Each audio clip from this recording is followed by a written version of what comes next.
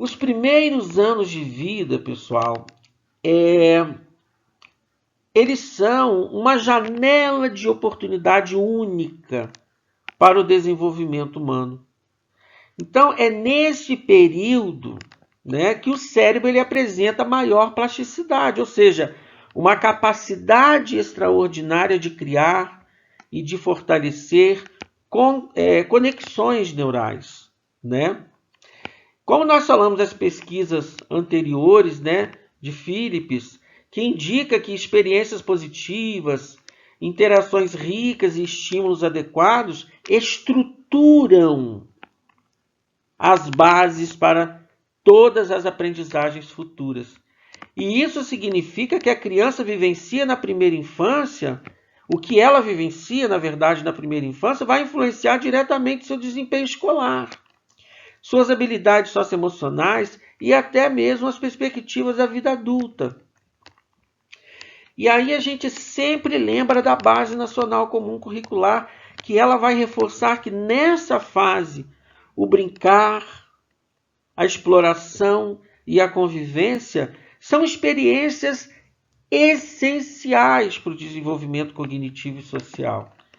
Portanto, né, garantir que a criança tenha acesso a ambientes seguros, afetivos e estimulantes não é apenas um cuidado, mas um investimento no seu sucesso acadêmico e social. E é como construir um alicerce sólido. Tudo o que será edificado depois depende da qualidade dessa base inicial.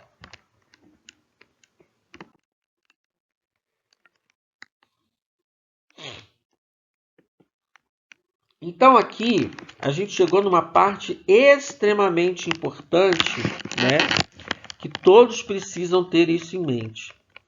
Que para compreender a importância da educação infantil, também nós precisamos olhar para os fundamentos teóricos. Tá? Vamos focar nessas duas palavrinhas aqui. Fundamentos teóricos. Por quê? Porque ele sustenta a nossa prática pedagógica. Então aqui, nesse slide, nós temos aqui 4 grandes referências, né, que de maneiras diferentes contribuíram para a forma como nós entendemos o desenvolvimento e as aprendizagens da criança. Primeiro a gente pode falar aqui de Jean Piaget, né? E Jean Piaget, ele nos lembra, né, que a criança constrói o seu conhecimento interagindo ativamente com o mundo ao seu redor. Para ele, né, aprender é um processo de exploração, processo de descoberta, de reorganização mental, que acontece em estágios, que é tudo dividido em estágios.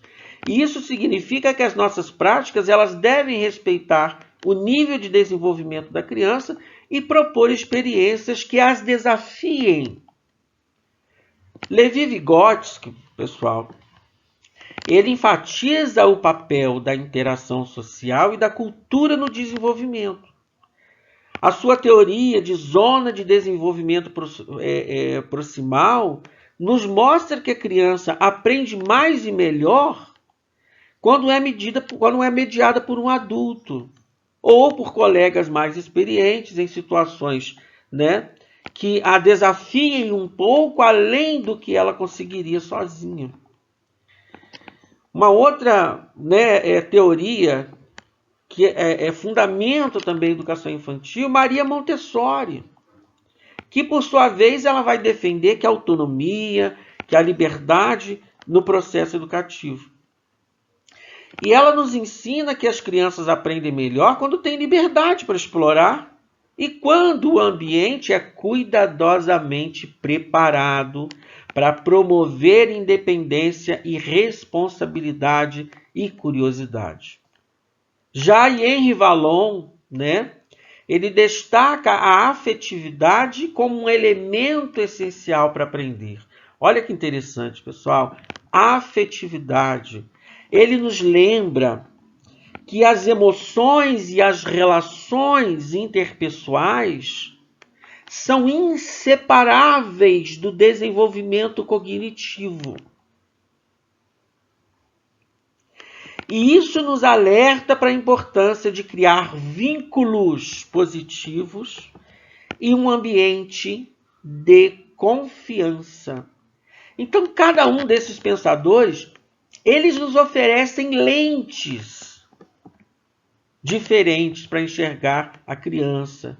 E quando eu digo lentes, a teoria é a lente pela qual você vai executar o trabalho.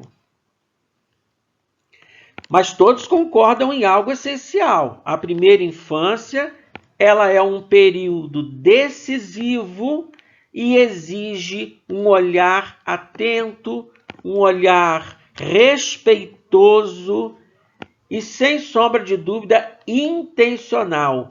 Educação infantil precisa ter intencionalidade, ok?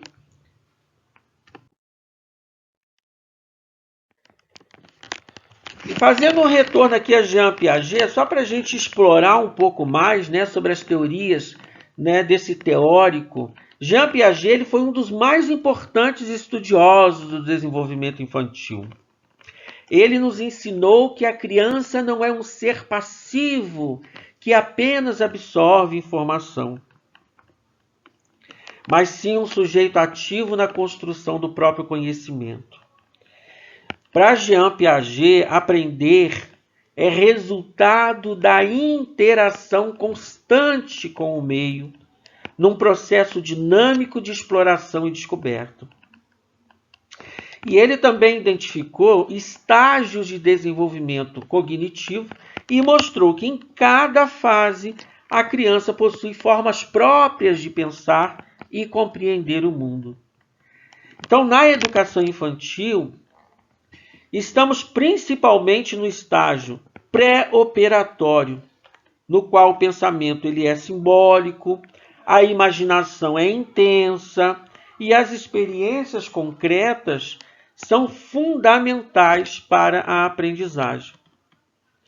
Por isso, segundo Piaget, oferecer um ambiente rico em estímulos, com materiais manipuláveis, brincadeiras, desafios e espaço para investigação é essencial. A criança ela precisa experimentar, sobretudo errar, tentar de novo e assim construir, né, ou seja, reconstruir suas ideias. E é nesse movimento ativo que o conhecimento realmente vai se consolidar. Bom, aqui nós vamos falar de Lev Vygotsky, né, que foi um psicólogo russo que viveu aí no início do século XX, tá? Ele é considerado também um dos maiores teóricos da educação e da psicologia do desenvolvimento. A sua principal contribuição foi mostrar que o aprendizado não acontece de forma isolada dentro da criança, mas através da interação com as outras pessoas e com a cultura. E ele dizia que é na relação com os outros que a criança se desenvolve. E o que esse slide mostra é exatamente isso. É um texto pequeno, mas um texto rico em informações. Ele enfatiza a mediação social no aprendizado. E isso significa que o professor, os colegas de classe, a família e até mesmo os recursos culturais, como os livros, tecnologias, ajudam a criança a aprender. E foi Vygotsky, que criou o conceito de zona de desenvolvimento proximal, que é a distância entre aquilo que a criança já consegue fazer sozinha e aquilo que ela só consegue fazer com a ajuda de alguém mais experiente. Então, a função do professor é justamente mediar esse processo, ofertando apoio até que o aluno consiga caminhar sozinho, tá? E aqui eu trago para vocês uma reflexão. Convido vocês a pensarem comigo. Imagina uma criança que ainda não sabe resolver uma conta de multiplicação. Se deixarmos, obviamente, ela fazer sozinha, talvez ela não consiga avançar. Mas se um professor ou um colega mais velho ensinar um passo a passo, mostrando como funciona, a criança ela vai aprendendo com o tempo, ela vai conseguir fazer sozinha. Isso é a teoria de Vygotsky na prática. O aprendizado não é apenas individual, mas construído socialmente. Por isso a sala de aula é tão importante, porque é um espaço de trocas, de mediação, de interação que favorece o desenvolvimento cognitivo.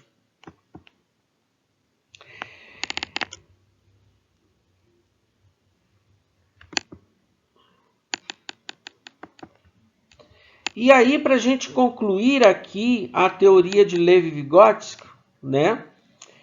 Portanto, para Vygotsky, aprender é sempre um processo coletivo. Ninguém se desenvolve isolado, todos nós crescemos por meio da interação com o outro e com a cultura que vivemos.